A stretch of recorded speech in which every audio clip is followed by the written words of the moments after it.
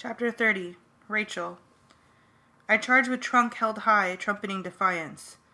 I ran toward the line of trees that hugged the housing development. I crashed heedlessly through yards and lawns. I was in a hurry, and lawns could be fixed. Your name is Rachel. You're an Animorph. We were created by a dying Andalite prince. We were given the power to become any animal we could touch.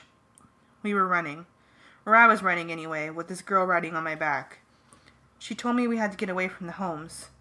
We had to get to the forest. The dust beast would kill innocent people if we didn't get away. That made sense. The rest of what she was telling me seemed utterly insane. I'm Cassie. We're best friends. There's Jake. He's your cousin. There's Marco. And Tobias. Tobias was trapped in his morph. He's stuck as a flash. A terrible place, deep, deep within the bowels of the earth. A dim cave as big as a sports dome. In the center, a pool. A pool that looked like molten lead. Piers reaching into it. Cages around the edges. The cries. The terrible cries of terror and despair. A battle raged. I was there. I was an elephant, just as I was now. Yes, a battle against monsters, and a bird screamed down from high above the cave. It screamed down, wings back, hooked beak in the terrible talons, ready. A hawk, I said to Cassie. Yes, that's it. That's Tobias. I crashed through a flimsy fence into someone's backyard, then crashed through it again on my way out. Open field. We were out of the houses now and running for the cover of the woods. I remembered what had happened in the woods. The old woman was yelling about Yerks, I said. She was crazy. Yelling about Yerks coming for her. The Yerks are real, Cassie said. Look, Rachel, you don't have to remember everything at once. We're in a terrible fight here. We need your help. What help? I asked suspiciously. We're trying to keep the Vulik distracted. It chases after morphing energy. It's drawn to anyone morphing. So we're morphing every 5 minutes or so, hoping to wear it out. How do you know it wears out?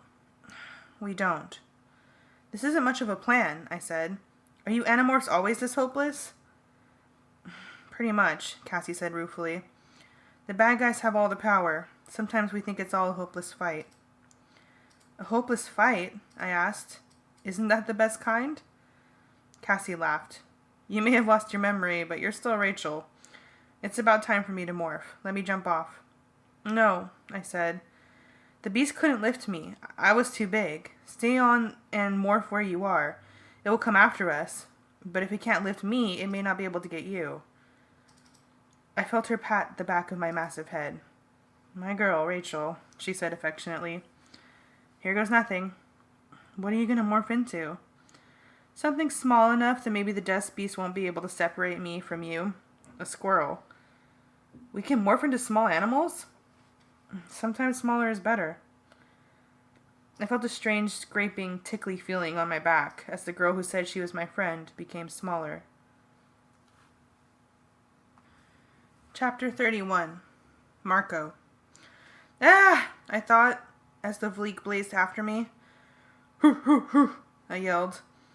I had a weird desire to pound my chest with my massive fists, but I stuck to my driving. I heard the tornado behind me. I shot a look at the rearview mirror. The mirror was filled with gnashing mouths. The truck was moving as fast as I could move. Sudden flashes of brilliant red light coming from the sky. Dragon beams. Then, in my headlights, an elephant. What? I slammed on the brakes. Too late. Screech! Woof! Everything upside down. Rolling. Pain. Sudden flying. Things hit me. Bushes ripped at me. Slam! I hit the ground hard. I was in a ditch, half filled with water. The truck was overturned on its back a few feet away. The wheels were still spinning. The headlights were still shining. Tsew! Tsew! Tsew! Dragon beams sliced the ground a few feet away from my head. Bug fighters. I tried to move. Pain shot through my head. I moved my arms. They were still in one piece. If I had been in human form, I would have been killed. but it took more than a 70-mile-an-hour crash to kill the gorilla. From somewhere, I heard an agonized trumpeting sound. The dust beast was over me, a tornado of mouths and blades, but it didn't want me. It was after someone else. I could feel my consciousness dimming. I had to morph. Let it take me if it had to. Let it take me. Chapter 32. Cassie. I felt myself shrink. Rachel's elephant back began to grow and grow, spreading out from me like some heaving, wobbling gray blanket.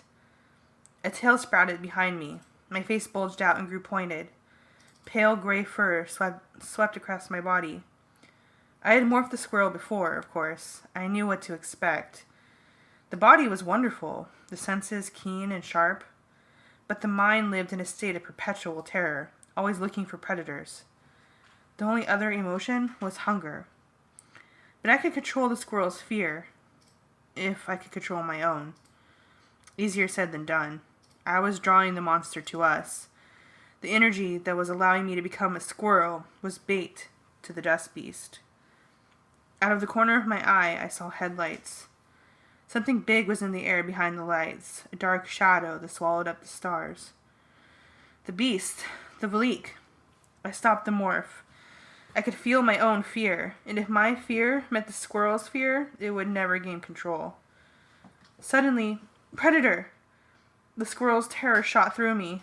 Something overhead, like a giant bird. The squirrel's brain was screaming, "Run, run, run!" Sew! Sew! Sew! Stabbing beams of brilliant light. Draken beams. A bug fighter coming in low above us. I felt a surge as Rachel powered her huge body faster. "What is happening?" Rachel cried in thought speech. But I was not morphed enough to use thought speak, and my mouth was no longer fully human. The groaning sounds I made would mean nothing to Rachel. Sew! Light so bright it blinded me. "Hurr!" Rachel screamed. I smelled burned flesh. I blinked, trying to clear my half-human, half-squirrel eyes. I saw a seared line of blackened flesh drawn down Rachel's side by a draken beam. Headlights. Too close. Bam! I flew, tumbling through the air, a twisted, half-formed creature. I landed hard, but my fall was cushioned by dense bushes.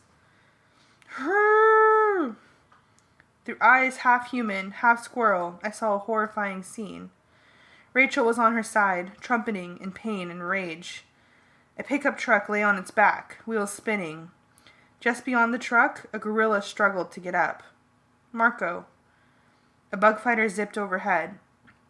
I stopped morphing. I froze. I was a 2-foot-long creature with a tail and human hands and patchy gray fur poking through spandex and flesh. The dust beast settled above us. It spread above the three of us, Rachel, Marco, and me. I looked up into that phalanx of gnashing teeth and whirling blades and eerie staring eyes. It would take whoever drew it by morphing. It would take me, if I morphed. And if I did nothing, if I just closed my eyes and hugged the dirt and did nothing, the dream, evil had come, to choose between me and another, just like in the dream. I heard the Valik's tornado roar. It had found its prey. I closed my eyes.